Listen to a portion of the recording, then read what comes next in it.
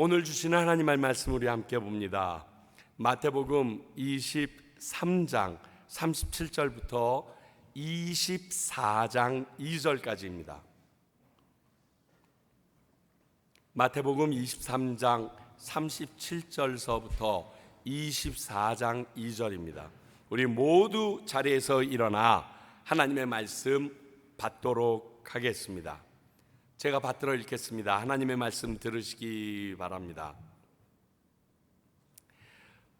예루살렘아, 예루살렘아, 선지자들을 죽이고 내게 파송한 자들을 돌로 치는 자여, 암탉이 그 새끼를 날개 아래 모음같이 내가 내 자녀를 모으려 한 일이 몇 번이더냐. 그러나 너희가 원하지 아니하였도다. 보라, 너희 집이 황폐하여 벌어진 바 되리라. 내가 너희에게 이르노니 이제부터 너희는 찬송하리로다. 주의 이름으로 오시는 이여 할 때까지 나를 보지 못하리라 하시니라. 예수께서 성전에서 나와 가실 때에 제자들이 성전 건물을 가리켜 보이려고 나오니 대답하여 이르시되 너희가 이 모든 것을 보지 못하느냐? 내가 진실로 너희에게 이르노니 돌 하나도 돌 위에 남지 않고 다 무너뜨려지리라. 하나님의 말씀입니다. 자리에 앉아 주시기 바랍니다. 기도하겠습니다. 하나님 아버지, 오늘 저희들이 이 말씀을 듣습니다. 또 이 말씀을 통하여 이 자리에 서 있는 저희들이 알아야 될, 들어야 될, 그리고 느껴야 될 일들을 경험하길 원합니다. 그것이 내가 깨달아지고 나에 있는 모습이 들여다 보이는 것은 성령님께서 도와주지 않으면 불가능한 일인 것을 압니다. 성령님 함께 하시사 오늘 말씀을 전하는 부족한 종의 입술에도 함께 하시고 듣는 우리 모든 영혼 가운데도 하나님의 음성을 친히 듣는 놀라운 경험의 시간이 되게 하여 주시옵소서. 예수님 이름으로 기도하옵나이다. 아멘.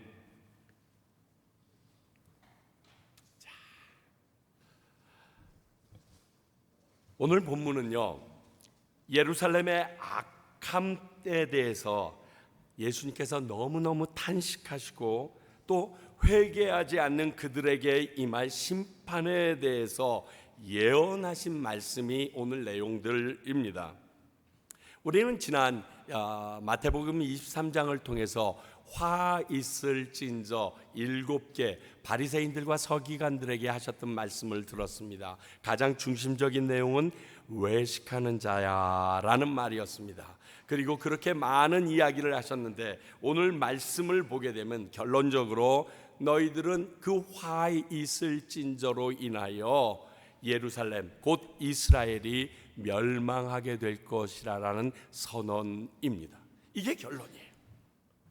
그들이 귀히 여기는 예루살렘 성전을 통하여 예수님의 안타까운 마음을 드러내시는데 이 말씀을 통해서 오늘 우리에게 주시는 음성은 또 무엇인지 보길 원합니다. 자, 오늘 말씀을 먼저 살펴봅니다. 첫 번째, 결국 멸망하게 되는 예루살렘 성전에 대해서 오늘 말씀은 다루고 있습니다. 여기서 우리는 예루살렘이 멸망하게 된 이유, 원인에 대해서 찾아보는 게 참 중요하겠습니다. 그런데 그것보다 더 중요한 거 하나가 있다 그러면 이 상황 가운데서 오늘 말씀하시는 예수님의 성품이 무엇인가 알아보는 것도 아주 중요합니다. 전에도 한번 말씀드렸죠. 하나님의 말씀을 볼 때 그 전체적인 줄거리와 그 말씀에서 주시는 우리의 교훈을 듣는 것 되게 소중하지만 그렇게 말씀하시는 하나님이나 그렇게 말씀하시는 예수님의 성품이 어떠한 것인가를 찾아내는 것도 아주 중요하다라고 말씀드렸습니다. 왜? 그 말씀 속에서 주셨던 그 성품을 가지고 내가 주님 앞에 기도할 때 말씀드려야 되거든요. 화내기를 더디하시는 주님, 그러고서 기도해야 될 거 아니에요. 나를 사랑하시는 주님, 이러면서 기도해야 될 거 아니에요. 전능하신 주님, 그러면서 주님 앞에 구할 것을 구해야 될 거 아니에요. 치유의 하나님 그러면서 나의 아픈 부분을 얘기해야 될 거 아니에요. 그가 가지고 계신 캐릭터, 즉 성품을 아는 것이 참 중요합니다. 그래서 오늘 이 두 가지를 이 안에서 좀 찾아보려고 합니다. 먼저는 예수님의 간절한 노력에도 무산된 이 멸망에 대해서 37절은 얘기합니다. 자, 37절이 어떻게 시작합니까? 예루살렘아 예루살렘아. 이게 예루살렘아 예루살렘아 이게 아니라요, 예루살렘아 예루살렘아 유찬아 유찬아 에이구 이 화상아 이 화상아 이거예요. 지금 이거는 그 부름에 뭐가 있어요? 안타까움이 있어요. 연민이 있어요. 사랑이 남아있어요. 한마디로 얘기해서 왜 그랬어? 그러지 않았으면 그렇게 안 됐을 텐데 예루살렘아 예루살렘아 왜 그렇게 됐어? 지금 그렇게 말씀하시는 거예요. 예수님의 애절함이 느껴집니다. 거기에 연이어서 뭐라고 씁니까? 암탉이 그 새끼를 날개 아래 모음 같다. 이 표현 어떠세요? 암탉이 그 새끼를 날개 아래 모음 같다. 이거는요 아주 한마디로 모성애예요.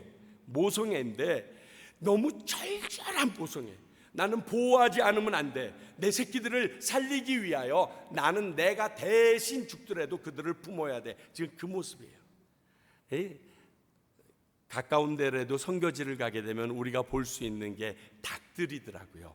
돼지, 개는 워낙 많고 닭들이 보는데 요즘에 닭들의 공통적인 게 병아리 떼인가 봐요.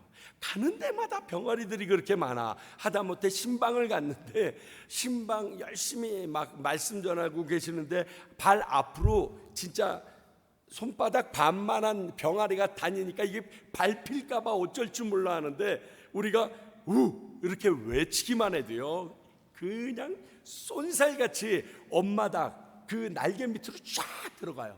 그러면 이 엄마 닭은 탁 이렇게 품고서 째려보기엔 그래봤자 비틀면 죽는 게 근데 쫙 품고 앉아 있습니다. 그러면서 내 거는 내가 지킬 거야 이런 마음이에요. 비정함이 보여요. 차라리 나를 죽여라 이런 지금 그런 마음이에요. 야 예루살렘아 이스라엘아 너희들이 얼마나 잘못을 많이 했기에 내가 너희들을 위하여 그렇게 암탉이 자기 새끼 품듯이 해보려고 노력하고 하나님께 청원하고 해서야 내가 선지자도 보내고 했는데 결국 너희들 요 모양 요 꼴이어야 되니? 이렇게밖에 살 수 없었니? 이러한 모성애가 느끼기 시작하는 간절함과 고결함까지 말씀에 묻어 있습니다. 그렇게 이스라엘을 품으려고 하나님께서는 하나밖에 없는 외아들, 아니 본인 자신이기도 하신 예수 그리스도를 내려보내셨는데 그를 십자가에 달아 죽여버립니다. 얼마나 가슴이 아플까요? 그 길을 가야 되는 예수님께서 이 이스라엘 백성을 보면서 그 위용을 자랑하고 있는 겉멋들린 예루살렘 성을 보면서 어떤 마음이셨겠습니까? 결국 예수님을 거부하고 죽일 뿐만 아니라 예수님께서 보낸 자들까지 돌로 쳐 죽이는 자들이 되어버리기 때문에 그렇습니다. 물론 이 일은 이미 예언되다시피 알려진 말씀입니다. 요한복음 1장 9절서부터 11절의 말씀을 보면 참빛 곧 세상에 와서 각 사람에게 비추는 빛이 있었나니 그가 세상에 계셨으며 세상은 그로 말미암아 지은 바 되었을 때 세상이 그를 알지 못하였고 자기 땅에 오매 자기 백성이 영접하지 아니하였으나 자기 땅에 왔는데 자기 백성이 반겨주질 않고 되려 죽여버립니다. 그 사실을 요한 사도는 요한복음 1장에서 빛으로 표현해서 우리에게 이미 알려주었습니다. 여기서 우리가 기억해야 될 것은요, 예수님이 우리를 포기한 게 아니고 우리가 그분을 거부하고 밀어냈다는 사실입니다. 그러니까 예수님은요, 하나님은요, 우리를 절대 포기하지 않는 분이라는 사실을 기억하셔야 됩니다. 우리는 어떤 일을 하다 보면, 특히 교회 일을 하다 보게 되면, 하나님의 일이라고 전도를 하다 보게 되면, 저처럼 목회자가 되든지 선교사가 되든지 사역자로 일을 하다가 보게 되면 하나님 앞에 나도 모르게 원망 섞인 말이 나올 때가 있어요. 그래도 이거 하나님의 일인데, 하나님이 일하는데 내게 왜 이런 일이 일어날까요? 이러면서 충분히 그런 원망이 나타날 수 있습니다. 그러면서 속으로 이렇게 착각하죠. 하나님이 나 포기하셨나? 하나님이 나 외면하시네? 아니라는 거예요. 하나님은 우리를 절대 포기하지 않아요. 절대 포기했다고 하면 외아들 보내요?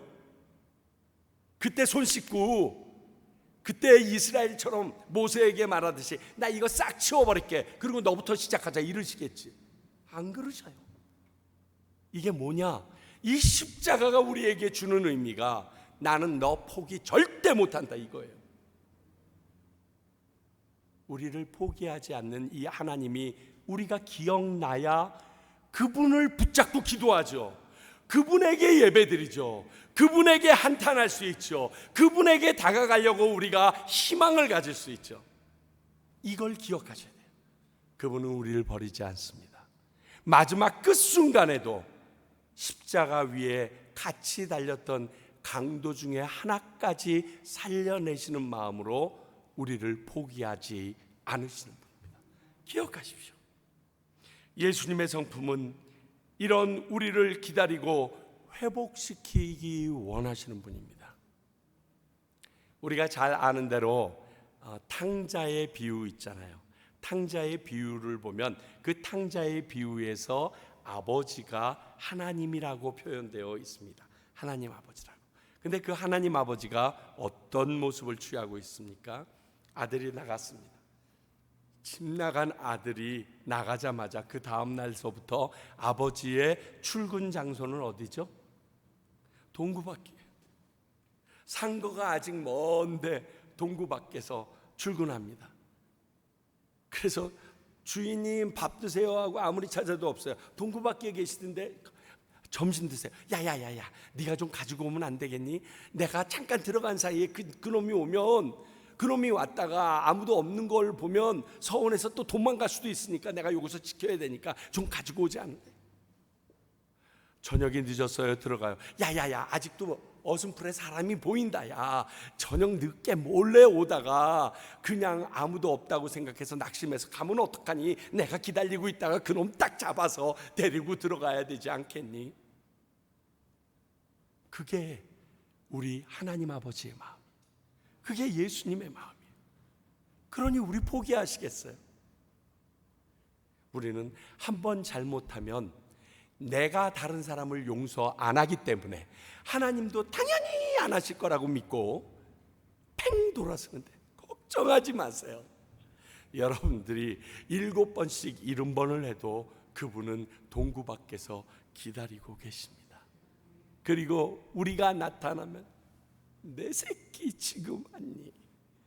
이렇게 기다렸는데, 이렇게 기다렸는데.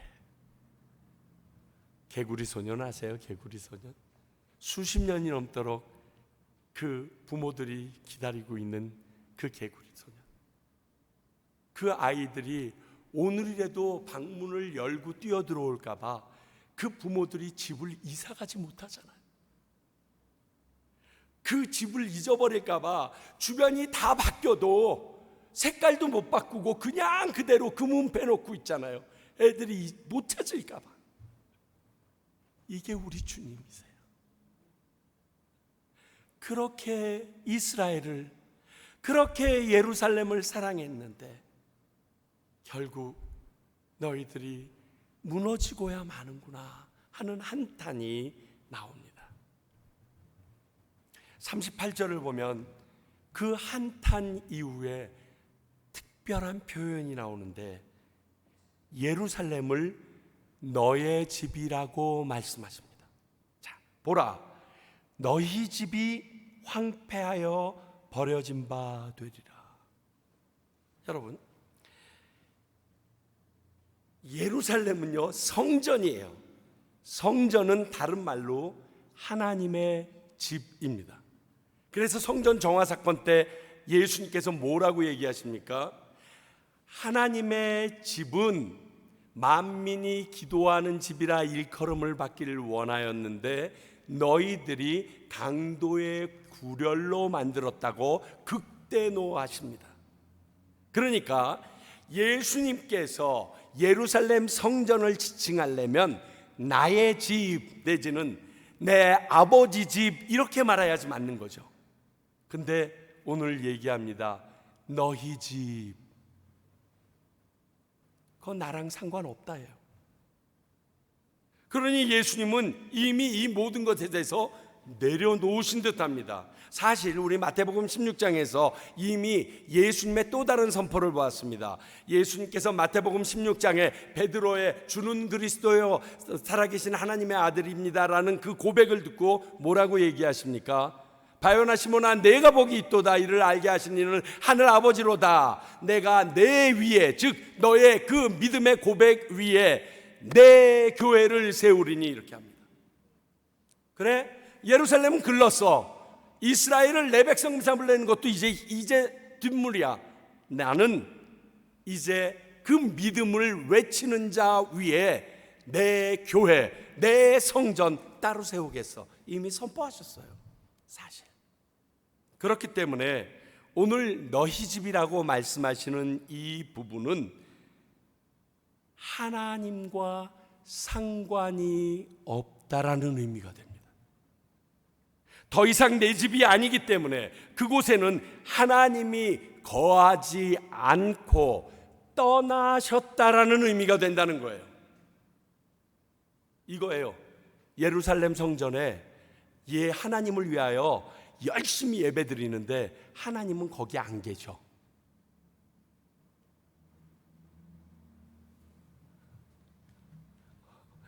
가끔 가다가 이제 제가 집에서 2층에서 여보 그러고서 할 말 다 합니다. 그거 있잖아. 근데 아까 전화 왔는데 말이야 어떻게 될지 모르겠어. 아이 정말 짜증나 죽겠어. 그러니까 이렇게 해줘. 아무 대답이 없어. 여보 집에 없어. 조금 있다가 문이 닫히면서 왜 나 찾았어? 그럼 지금까지 나 혼자 뭐 한 거지? 지금 그거예요.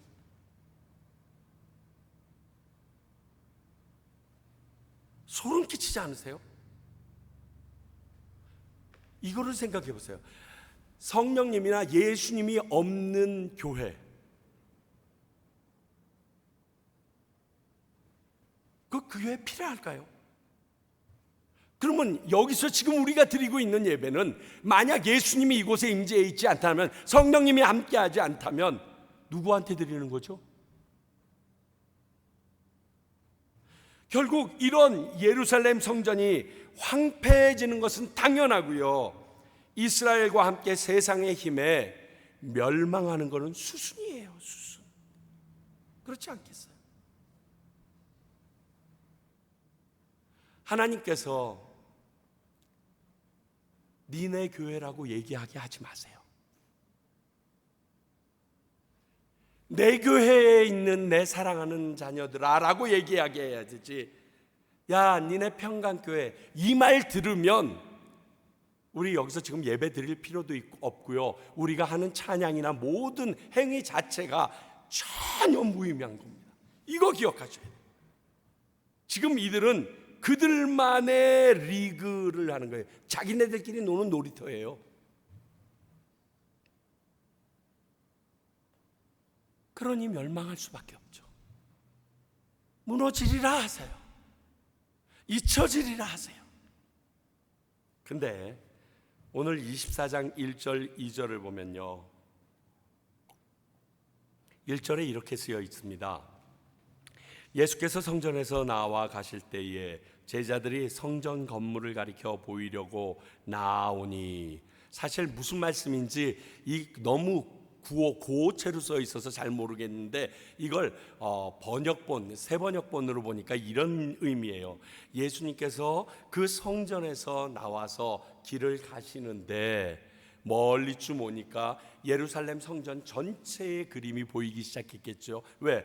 바리새인과 서기관들과 다툴 때는 성전 입구나 앞에서 그랬을 텐데 이제 멀리 떨어져서 나오니까 제자들이 예수님을 툭툭 치면서 그래도 한번 저 예루살렘 성을 보시죠. 건물을 보시죠. 지금 건물이라고 써 있어요. 건물을 한번 보시죠 하고 지금 봐달라고 제자들이 얘기하고 있다, 이런 뜻이에요. 여전히 건물만 바라보는 제자들이에요. 화려하고 웅장한 예루살렘 성전을 어떻게 외면할 수 있냐고. 근데 하나님께서는 이미 그 성전에 대하여 선포하신 말씀이 있어요. 열왕기상 9장을 보게 되면 솔로몬이 성전을 다 짓고 나서 낙성식을 할 때 주님께서 나타나십니다. 그리고 많은 좋은 말을 하신 뒤에 6절 7절에서 이렇게 부분적으로 얘기하십니다. 너희나 너희 자손이 나를 따르지 아니하며 나의 계명과 법도를 지키지 아니하고 가서 다른 신을 섬겨 그것을 경배하면 블라블라블라 한 다음에 내 이름을 위하여 내가 거룩하게 구별한 이 성전이라도 내 앞에서 던져버리리니. 내가 구별한 거 맞아. 내가 거기 있겠다고 약속한 거 맞아. 그래도 너희들의 그러한 모습으로 이곳에 와서 앉아있다? 없애버릴 거야. 난 이 성전 중요하지 않아. 건물 정도밖에 안 되니까. 지금 그렇게 얘기하고 있습니다. 이미 이 말씀 그대로 7년 동안 아름답게 지었던 솔로몬 성전은 바벨론에 의하여 무참하게 무너져 버립니다. 완전히 그 벽까지 싹 사라져 버립니다. 경험했던 사람들이 바로 이 유대인들이고 제자들의 선배들입니다. 선조들입니다. 그러므로 알고 있어요. 하나님께서 아무리 아름다운 성전이라도 그분의 뜻대로, 그분이 원하는 대로 그 성전이 서 있지 않으면 없애버릴 수 있는 분이라는 걸 알고 있으면서 헤롯 성전을 보면서는 여전히 마음이 빼앗겨 있는 모습입니다. 근데 오늘 말씀에서 보듯이 하나님도 예수님도 이제 이미 그 성전을 버리셨습니다. 돌 하나도 돌 위에 남지 않게 되리라고요. 여러분, 이게 무슨 뜻이냐면 에스겔 때처럼 내가 이제 그 성전에서 떠날 거야. 나와 그 성전은 상관이 없어. 니네들끼리 잘 먹고 잘 놀아라.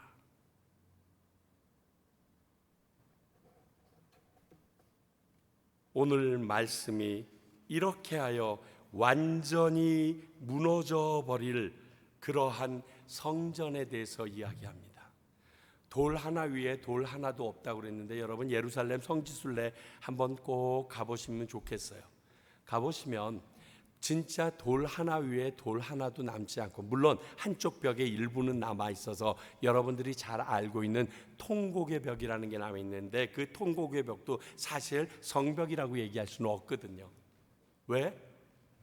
이 헤롯 왕이 어마무지하게 솔로몬 성전보다 더 크게 지었습니다. 성전을 더 크게 지었는데 무슨 소문이 돌았느냐 하면 티도 장군이 AD 70년에 로마 군인들을 이끌고 왔는데 돌과 돌 사이를 황금으로 받침대를 했다라는 소문이 퍼집니다. 그러니까 어떻게 해야 돼요? 돌 하나하나 뜯어봐야 되는 거예요. 하나하나 뜯어. 바닥에 있는 돌까지 다 뜯어봐야 되는 거예요. 진짜 나왔는지 안 나왔는지는 몰라요. 근데 그 소문 때문에 돌 위에 돌 하나 남지 않고 다 들춰내버립니다. 흔적이 없어요. 그저 있었다고 추정되는 곳에 지금 모슬렘 사원이 있고 그 안에 이따만한 바위 하나 있는데 거기가 뭐 그 이삭 잡은 데라나 뭐 잡으려고 했다는 데라 뭐 그러면서 지들끼리 만들어 놓고 거기는 기독교인들 못 들어가고 이 무슬림들 들어가게 돼 있고, 여러분들이 뭐 보는 그 황금돔 있잖아요. 그거는 더 이상 성전 아니에요. 그건 무슬림 사원이에요. 하나님이 그렇게 다 망가뜨려 버리셨어요. 오늘 말씀이 바로 그 부분이에요. 자, 그러면 오늘 이 말씀을 통해서 지금을 사는 우리가 생각해 볼 부분이 무엇인가? 저는 이 부분을 뽑아냅니다. 성전에 대한 비성경적인 신앙관에 대해서 우리가 좀 깨버려야 될 것 같아요. 성전을 잘못 알고 있어요. 성전을 왜 주셨는지 잘못 알고 있어요. 성전이란 하나님께 제사 드리는 곳입니다. 지금으로 치면 예배 드리는 교회당과 똑같은 곳입니다. 그리고 그 시절의 성전이나 지금의 교회나 신앙적으로 신앙인들이 갖고 있는 상징성은 동일합니다. 그렇죠. 성전 그러면 그러듯이 우리도 예배당 그러면 사실 가지고 있는 상징성이 있잖아요. 지금도 하나님을 믿는 사람들을 이렇게도 통칭하잖아요. 교회 다니는 사람 뭐 이렇게. 교회 다니는 사람을 예수 믿는 사람이라고 같은 말처럼 쓰잖아요. 그걸 보면 교회에 대한 신앙 상징성은 어느 정도 알 수 있습니다. 자, 그러면 성경에서 말하는 성전에 대한 존재 목적이 무엇인가? 예수님께서 유대인들에게 신앙의 상징인 예루살렘 성전이 무너질 것을 예언하신 것은요, 예루살렘 성전이 보기에 성전의 모양을 갖추지 못한 게 아닙니다. 잘 갖췄어요.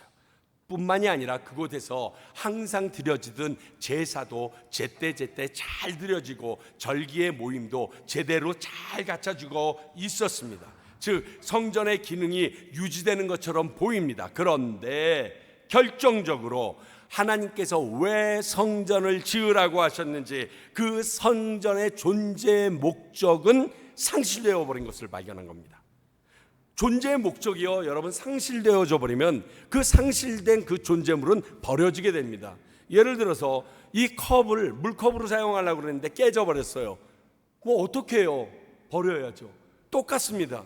하나님께서 하나님이 원하시는 성전의 목적이 있었는데 그 목적을 지금 상실했어요. 그러면 하나님께서 그 성전을 멸망시키고 포기할 수밖에 없어요. 그렇게 된 겁니다. 자, 존재 목적이 무엇이었냐? 열왕기상 9장 3절입니다.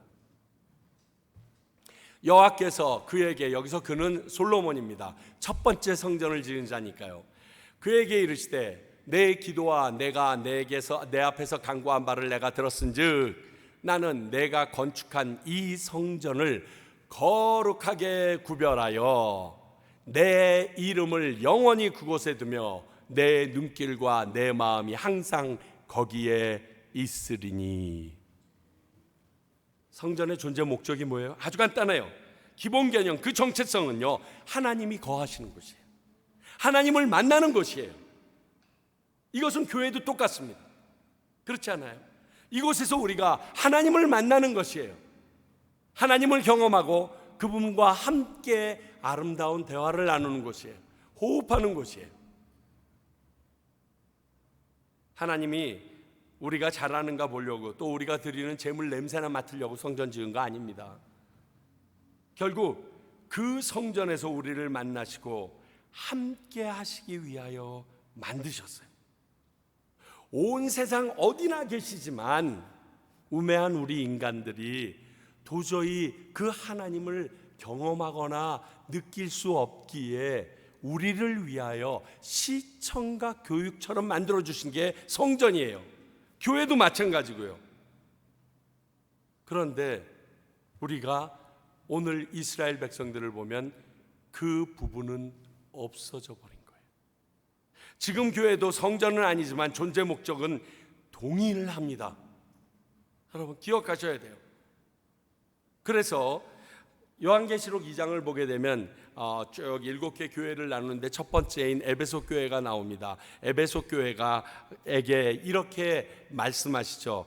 회개하지 아니하면 내가 내게 가서 내 촛대를 그 자리에서 옮기리라, 이런 얘기를 합니다. 이게 뭐죠? 촛대라는 것은 요한계시록 1장 밑 하반절을 보게 되면 교회라고 얘기했어요. 네가 내가 함께하는 교회라고, 내가 네 회개하지 않으면 그 교회의 자리를 없애버릴 거야. 취해서 딴 사람 줄 거야. 그렇게 얘기하는 거예요. 그러니까 교회나 성전이나 하나님이 함께 하시지 아니하면 존재 가치와 목적이 상실된 겁니다. 그러니까 저희 교회도 하나님이 없으면, 하나님의 임재를 우리가 경험하지 못하고 그분이 계심을 인식하지 못하고 있으면요, 필요 없는 거예요. 생각해 보세요. 열심히 찬양하고 예배드리는 누구한테 누구 받으라고, 누구 들으라고, 저 들으라고요? 제가 뭐 JMS예요? 저 교주 아니에요. 왜 그러세요?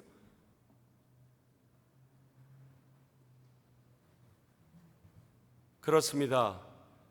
우리와 함께 있고자 하시는 하나님을 우리는 알아야 합니다. 이게 그분의 또 엄청난 성품입니다.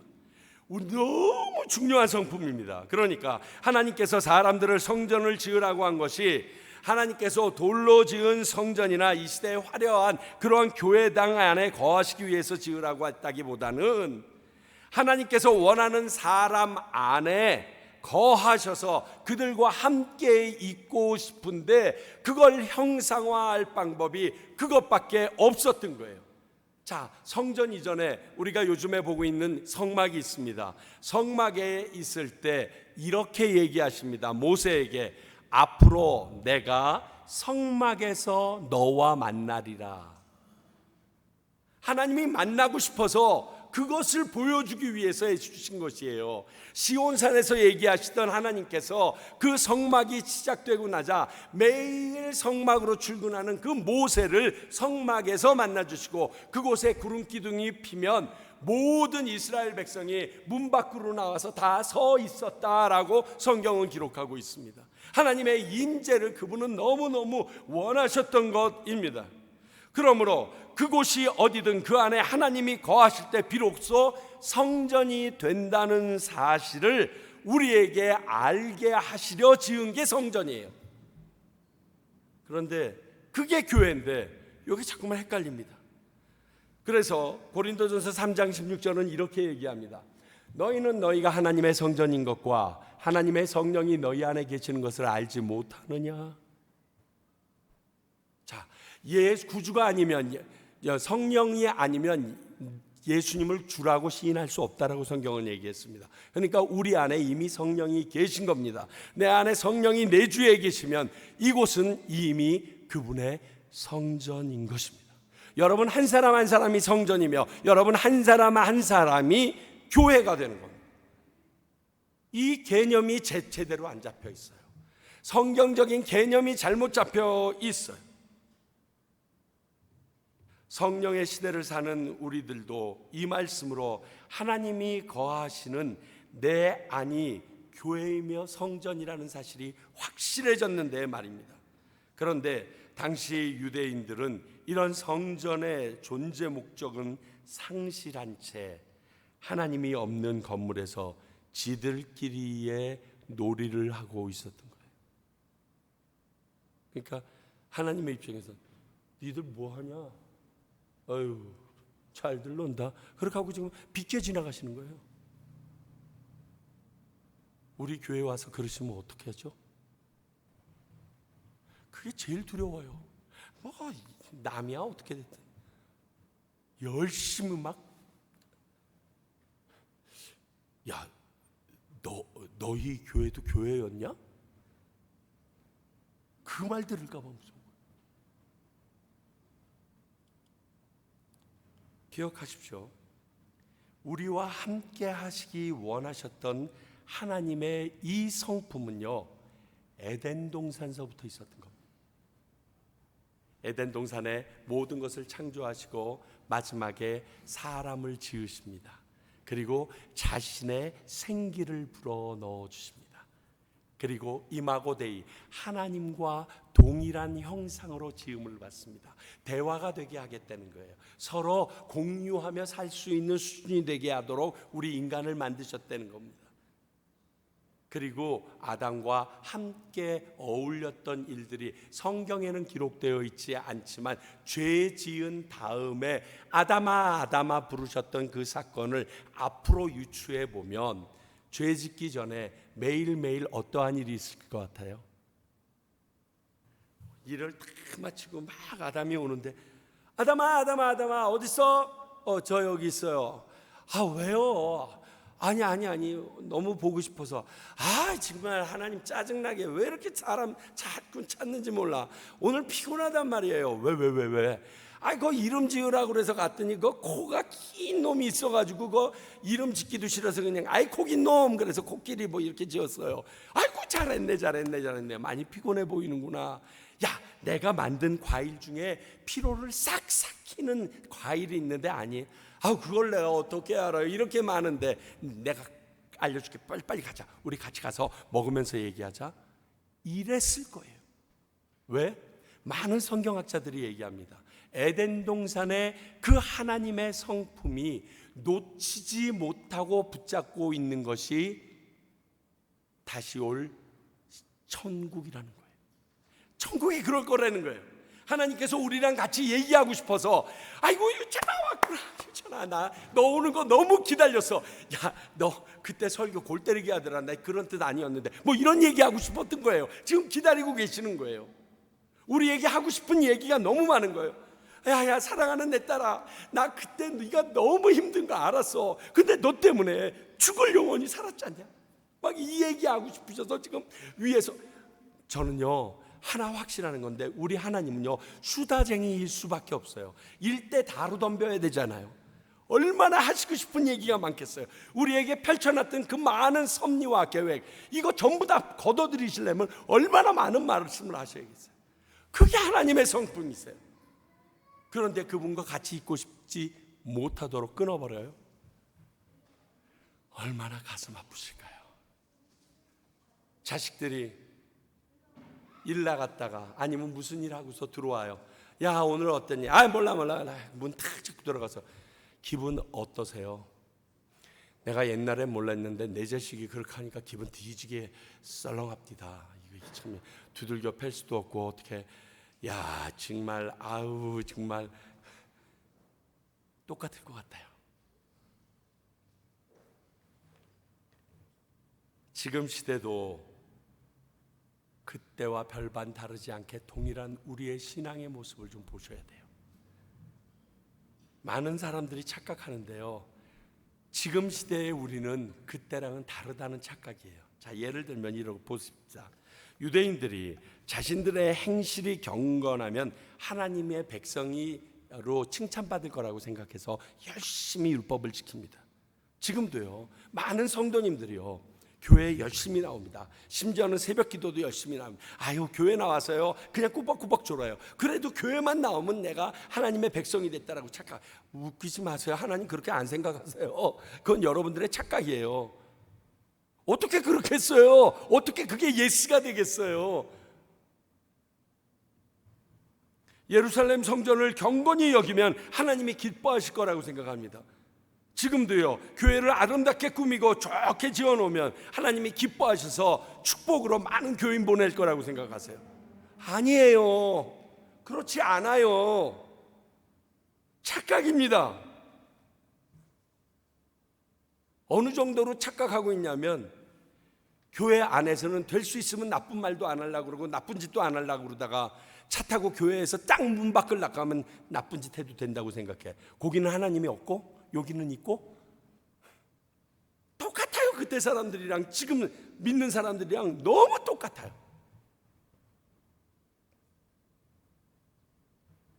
하지만 그 화려하고 웅장했던 예루살렘 성전엔 하나님이 계시지 않았고 무너져 버렸습니다.